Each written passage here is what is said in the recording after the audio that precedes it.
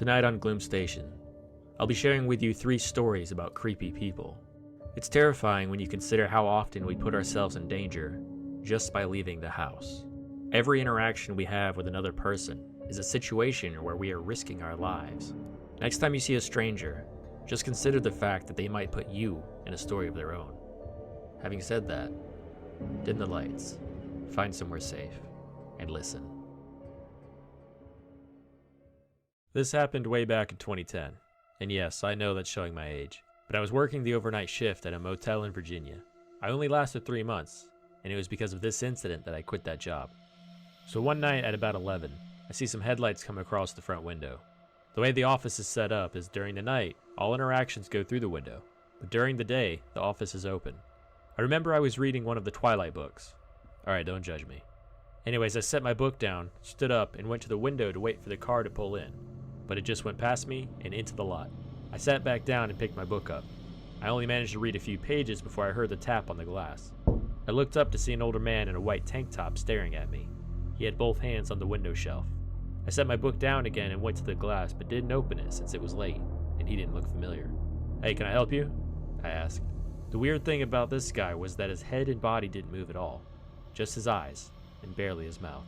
My key doesn't work. I didn't recognize this man, but that kind of comes with the job since people often bring guests. "Alright, what room is it?" I asked him. 35, he said immediately. Then I asked him whose name the room was under. He said he didn't know. Obviously there's no chance I'm giving a key to this guy, so I told him the only way I could fix his key was if the person that paid for the room came up front. He just stared at me for a solid minute before finally moving away from the window and dragging his hand across the shelf, so it made that weird sticky sliding sound. Like I said before, I only worked there for 3 months, but I'd seen a fair share of weird people, so while this did creep me out, it wasn't enough to rattle me. I took my seat again and opened my book back up. This time I only got through one page before I heard a tap on the glass once more. This one made me feel a sense of dread, because it meant this was not going to be an easy night. When I looked up, of course it was the tank top guy again, hands on the shelf staring in the window just the same way. My key doesn't work. In the exact same way he had said before. Same expression, same tone. "Sir, I can't let you into the room without the person who rented the room coming up here." He stared at me. His face was impossible to decipher. I didn't know if he was angry or crazy or both. It was like looking at a statue. "My key doesn't work," he said once more. "Bring the person up here, that's the only way I can help you." His mouth twitched and again he left while dragging his hand across the shelf. I was a little freaked out by him in general, so I was hesitant to pick my book back up. Instead I checked out the cameras. I couldn't see him anywhere, so I assumed he left. After a little while I relaxed enough to pick my book back up and start reading. Right on cue, the guy tapped on the window, and before I could even look up, he said my key doesn't work. I closed my book, giving up on reading anymore. Then I stood up and took a step toward the window, hoping that the movement might intimidate him enough to go be nuts somewhere else. Not only did he call my bluff, he countered it by letting his lips curl into a smile in slow motion. Now he was staring at me with wide eyes and a wider smile, both of his hands planted firmly on the window shelf. "Sir, you need to leave or I'm calling the cops," I told him, grabbing the phone with one hand. Then he said something that horrified me. "Do you think they'll get here before I can hurt you?" The way he said it was clear this wasn't an empty threat. Not only that, but he didn't say it like he was just trying to scare me. He said it like he was genuinely curious, which made it even scarier. I took a step back from the window, fully knowing that it was just regular glass and if he wanted to get me, he would. I dialed the police, doing my best to keep an eye on him while doing so. When the operator answered, I immediately said where I was and told him the man was trespassing and threatening to hurt me. Then he raised his hand up and waved to get my attention. I froze. I could hear the operator asking me questions, but I was so focused on the guy that I didn't hear a word of it.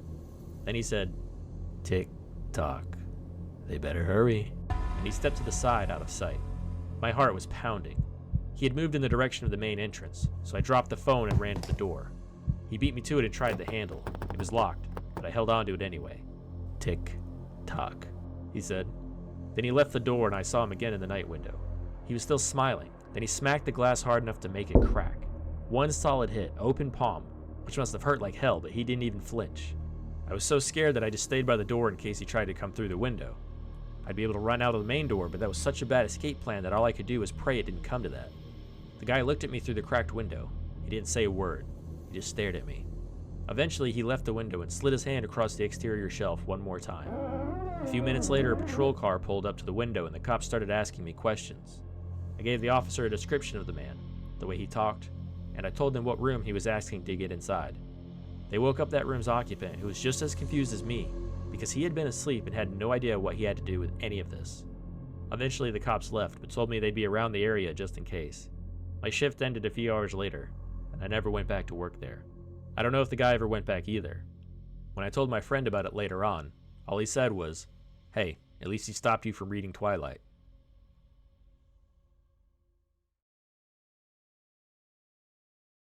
This happened fairly recently at one of the public walking trails in my city. It was fall where I live, but that means it's still plenty hot outside during the day.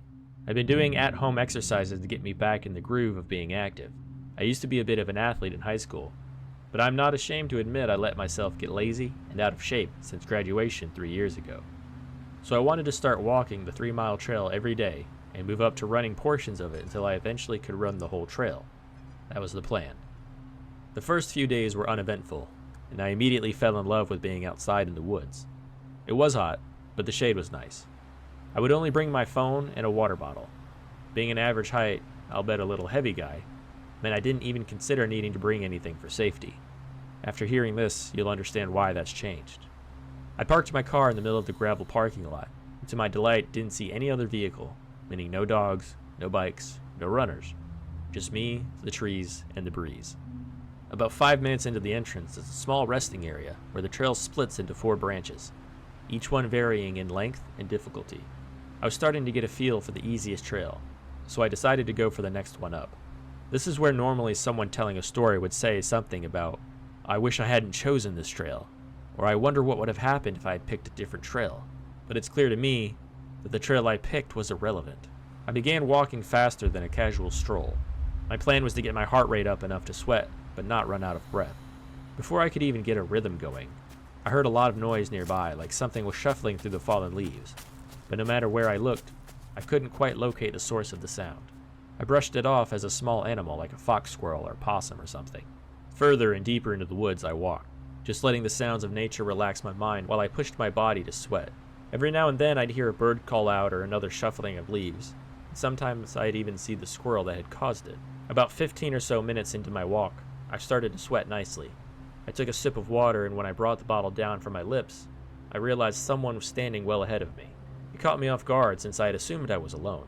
But the trail could go either way, and it wasn't unusual to see others doing the same thing as me. But it was unusual for someone to just stand there. I looked down at my feet and continued walking because that's what I was there to do. I expected I'd just walk past them and give them that weird half-nod, half-thin-lipped smile us guys do to each other. But after a few steps, I noticed I wasn't getting any closer. I looked up, trying to appear casual, and the person was definitely the same distance away. I kept walking and realized that every step forward I took, they took one back away from me. After about 5 steps of them doing the same thing, I just stopped, and so did they. "Hey, you good?" I called out, unable to see their faces clearly. They didn't say anything back, so I took a step forward, and they took one back. "Hey, I'm just trying to get past you and keep walking," I said loudly, because maybe they were the ones scared. Maybe to them, I was the creepy person in the woods. But again, they said nothing. I took a step forward, and they took a step backward. I noticed that we were in a part of the woods that the trees were all thin, and the off-track was easy to walk on. So that's what I did. I went around them. All the while, they turned their body to keep facing me. When I finally passed them, I walked at my normal pace, maybe a little faster just to get away from them. After about 5 or so minutes, I heard that first rustling sound again. I spun around trying to find what was causing it, but I couldn't see anything, just trees. I walked on, and up ahead through the winding trail, I saw another person, or the same person. I couldn't really tell because they were semi-blocked by trees, but I froze. We weren't on the same stretch yet. They were ahead by a good bit of trail, but through the trees the distance was cut in half. Just like before, they were just standing there. I took a step forward, then they took a step away. I got a little scared this time. This wasn't a random encounter or an awkward passing moment. It was clear now that this person had run through the woods to catch up to me, just to do this. I decided to play tough and walk on, but no matter how many steps I took, they kept stepping back, and didn't even look behind them as they did. It was like they knew the trail by heart. After maybe 2 minutes, I stopped again and decided to use my size to bluff them. I straightened up, squared my shoulders, and made myself look big. "Look, you're gonna want to stop messing with me," I said firmly. I took a step, they took a step. I felt myself getting more frustrated than anything. The air was still hot even in the shade. I decided to give up on the weirdo and once again cut through the trees to get past them. I once again heard that sound and knew it was them running through the trees to get ahead of me like they had been doing. The trail ahead got a little more twisty and had some blind curves thanks to thick foliage and steep inclines. Each time I came over a hill or rounded a turn, I expected to see the creep, but there was nobody. After a while, I saw that I was nearing the edge of the trail since I could see the parking lot through the trees, which meant the hub where the path split was up ahead, and my lap would be complete.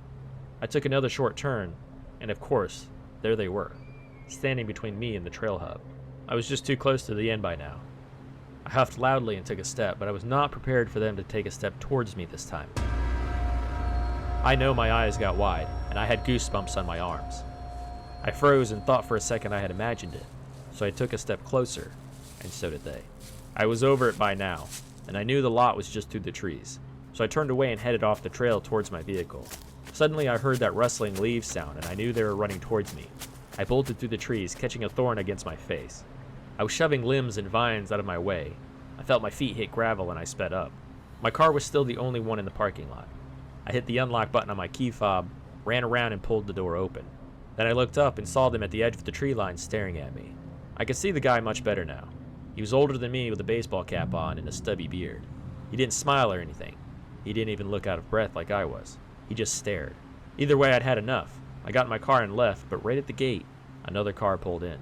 I hit the brakes and stopped, hoping to warn them of the guy in the woods. But they either didn't see me stop or didn't care to find out why. They pulled far into the parking lot and parked right at the edge of the lot, close to the trees where the guy had been. I really wanted to leave. I wanted to get away. But I couldn't just let this person walk into that creep out there. I'd never be able to live with myself if I'd heard something happen to a person out there. Against my better judgment, I put the car in reverse and spun it around so I was facing the parking lot again. I'd at least drive close and warn them. I pulled ahead slowly, and the car in the lot backed up. I felt myself become pale, like the blood had drained right out of my face. Were they doing the same thing as the guy? Right then I saw the guy in the woods step out and go to the passenger door of that car. He looked up at me, waved once, and got into the car. Then it slowly started coming towards me. This time it was me that did the opposite. I backed up and spun around quickly, then I floored it out of there so fast my wheels kicked up gravel and dust everywhere. I was lucky there were no cars coming, or I'd have been smashed because I didn't look at all before hauling it out of the parking lot. That was several months ago now, and to this day I haven't gone back to those trails. I just walk my neighborhood, with my phone in one pocket and mace in the other.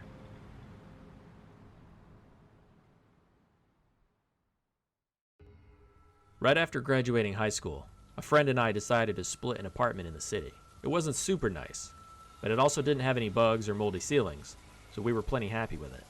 My friend worked on the floor of a textile mill overnights, and I worked in a grocery store during the day, so one of us was almost always home alone while the other was at work. I saw the neighbors randomly while taking out the trash or checking the mail.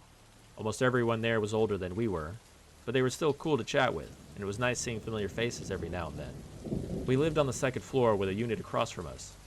One night it was raining pretty heavily, and the porch area was soaked, but I still wanted to be outside to see the rain, so I decided to stand in my doorway.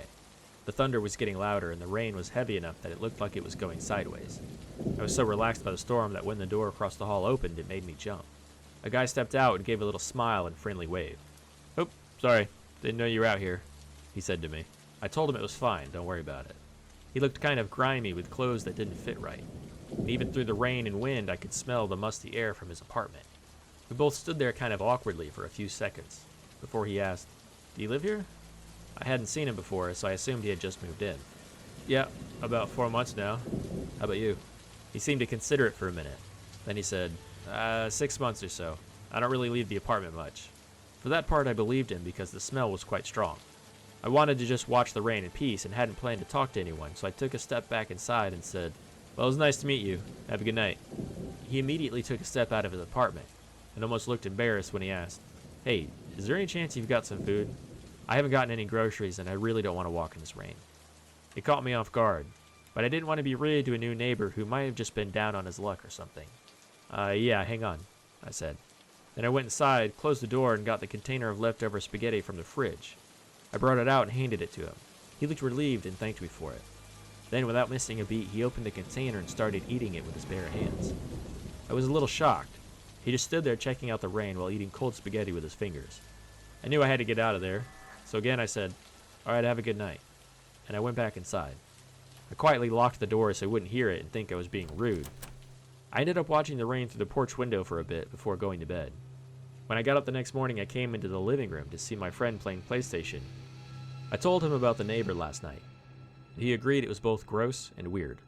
Eventually he went to sleep, and I went to work. When I got back home that evening, he was already out of the apartment since he would go by his mom's house before work sometimes, either just to visit or to get some free food. I did my normal weekday routine of cleaning up and playing some games before dinner and bed. At about 9 p.m. I heard a knock at the door. I thought my game was too loud or something, so I paused it and checked the peephole. It was the neighbor again. Thankfully, the chain lock was already on. I opened the door a little bit and said hello through the gap. "Hey man, I'm sorry to bother you. Do you have power still?" It was a super odd question because he could literally see the light from the TV, and he must have heard my game before he knocked. Still, I said yeah, I did. He held up a 4-pack of beers. "Can I put these in your fridge so they don't get warm?" I really didn't know what to say. It was a simple request, but it was weird. He was weird.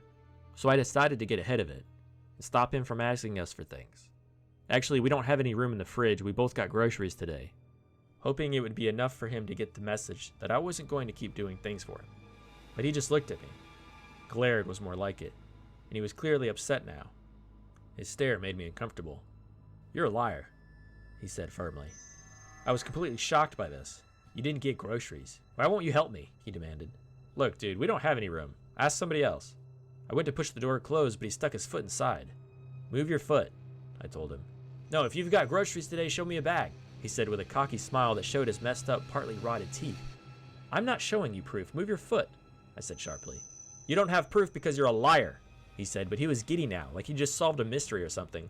"You're a liar," he said again and again. I drew back and kicked his foot hard enough to unblock the door. Then I shoved it closed and locked the handle. He started banging on the door while calling me a liar. I didn't warn him. I didn't respond. I just called the police. They got to me pretty quickly, and he was still banging on my door when they arrived. They managed to get him away from the door, and I let one of the officers inside to talk about what was going on. I relayed everything from the first night and this night. The cop took notes, then told me to stay inside while he checked with his partner. After about 2 minutes, I heard a bit of a struggle outside. So I looked through the peephole to see the officers cuffing the neighbor and bringing him down the stairs. All while the guy was struggling and yelling to be let go, and that they were making a mistake. Finally, the cop came back up to me and explained what was going on. The neighbor wasn't a neighbor at all. He didn't live there. Nobody did. The apartment was supposed to be empty. He had somehow been living in the apartment for a few weeks without power or water. Turns out he'd been caught trespassing in the complex before, and warned that if he was on the property again, he'd be arrested, which is how they were able to get him out of there. When I spoke to the apartment manager the next day, she told me at one point the guy was just a normal resident. Paid for everything on time, was clean and normal, with a good job and a great personality. Then something happened, and he snapped. He started paying later and later and was getting both noise and smell complaints from his neighbors, until he was finally evicted. Since then, he'd been caught twice in different apartments living without power and water, getting crazier each time. This time, he just happened to be across the hall from me. I have no idea what could make someone spiral like that, and as scary as this incident was, I'm more scared by the fact that this guy used to be totally normal. He could have been anyone. Me, you, even your neighbor. I hope you enjoyed these stories. You should check out my other videos while you're here. And as a personal favor to me, you could like, subscribe, and share my channel with your friends and family. Now that's all for this episode. Stay safe out there.